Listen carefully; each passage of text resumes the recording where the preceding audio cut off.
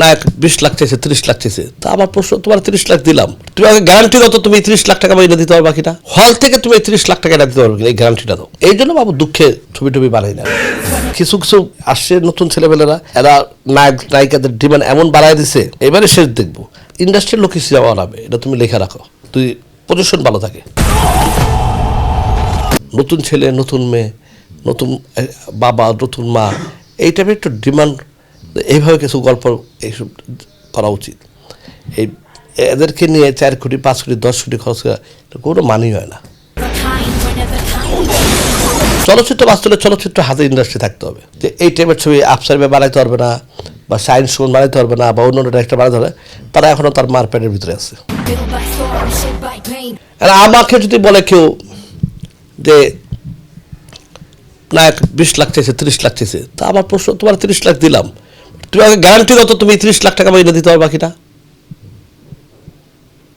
তোমার digital television রাইটরা যে প্রডিউসারদের পায়, এটা তো প্রডিউসারদের একটা ভালোবাসা থাকে, হল থেকে তুমি 30 লাখ টাকা এনে দিতে পারবে কিনা, এই গ্যারান্টিটা দাও। এই জন্য বাবু দুঃখে ছবি টবি বাড়াই না, ঠিক আছে। কারণ কিছু কিছু আসছে নতুন ছেলেমেয়েরা, এরা নায়ক নায়িকাদের ডিমান্ড এমন বাড়াই দিছে, হ্যাঁ, যে আমাদের সামনে তো আসতে এগুলো কথা বলতেই আসতে পারবে না। তো ওগুলো আমি এটা শেষ দেখি না, আমরা শেষ এবারে শেষ দেখবো, এবারে শেষ দেখবো, আরও কিছু দেখবো না। তো অটোমেটিক ইন্ডাস্ট্রির লোক হিসেবে যাওয়া হবে, এটা তুমি লেখা রাখো, তুই পজিশন ভালো থাকে। মানে বাংলাদেশের চলচ্চিত্র দেখে মনে হচ্ছে না, হ্যাঁ, বাংলাদেশের কোনো কিছু নাই। লাস্ট যদি আমি বলে থাকি বাংলাদেশের চলচ্চিত্র, তাহলে হচ্ছে প্রিয়তমা, যেটা তুমুল ব্যবসা সফল।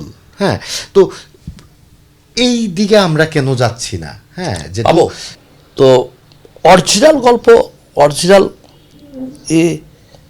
এগুলা, যেমন ইন্ডিয়ান আমরা কিছু কিছু ছবি দেখি, যে নতুন একটা ছেলে মেয়ে, খুব হেপক একটা ইন্ডিয়ান, টোটালি নতুন ছেলে মেয়েরা কাজ করছে, টোটালি গল্প আলাদা, গান টান। বিশেষ করে আমি ছবিটা নেটফ্লিক্সে দেখলাম, নেটফ্লিক্সে আমার চোখটা আমি লড়াইতে পারিনি, বাট আমি একটা আর্টিস্ট কিন্তু আমি চিনি না।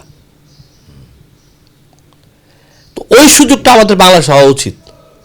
নতুন ছেলে, নতুন মেয়ে, নতুন বাবা, নতুন মা, এই টাইপের একটু ডিমান্ড, এইভাবে কিছু গল্প এইসব করা উচিত। এই এদেরকে নিয়ে 4 কোটি 5 কোটি 10 কোটি খরচ করা কোনো মানই হয় না, এটা আসেই তো না।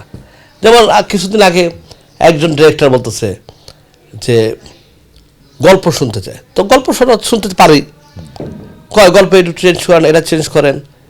তখন ডিরেক্টর ওকে বলছে যে আপনি এত যদি গল্প বুঝতেন, যে আপনার এত ছবিগুলো যে রিলিজ হয়েছে, একটা ছবি চললো না কেন? রাইট, সে একটা চমৎকার কথা বলছে। তো এরা এতই গল্প বুঝে, তো তাদের ছবি চলেই না। আচ্ছা, সর্বশেষ পরামর্শ কি? কারণ হচ্ছে যে চলচ্চিত্র বাঁচলে আমাদের ইন্ডাস্ট্রি বাঁচবে। চলচ্চিত্র বাঁচলে চলচ্চিত্র হাতে ইন্ডাস্ট্রি থাকতে হবে, আচ্ছা, ঠিক আছে। এখন যদি কেউ বলে যে এই টাইপের ছবি আফসার বানাইতে পারবে না, বা সায়েন্স শো বানাইতে পারবে না, বা অন্য একটা বানাইতে পারবে, তারা এখনও তার মারপ্যাটের ভিতরে আছে। কারণ তারা এগুলো সৃষ্টি করছে, তাদের হাত দিয়ে সব কিছু, তারা সবই পারবে, বাট তাদের একজন ভালো প্রডিউসার দরকার, তাদের একজন ভালো প্রডিউসার দরকার। ভালো প্রডিউসার হলে সব পারবে।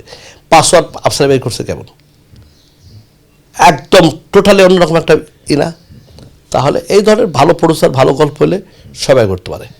দর্শকদেরকে আমি একটা কথা বলতে চাই, যদি আপনারা চলচ্চিত্রকে ভালোবাসেন, সত্যর সাথে থাকেন, ফ্যাক্ট নিউজকে বিশ্বাস করেন না, আপনারা ভালোবাসলে, আপনাদের সাপোর্ট করলে চলচ্চিত্র আবার দাঁড়ায় যাবে। Thank you.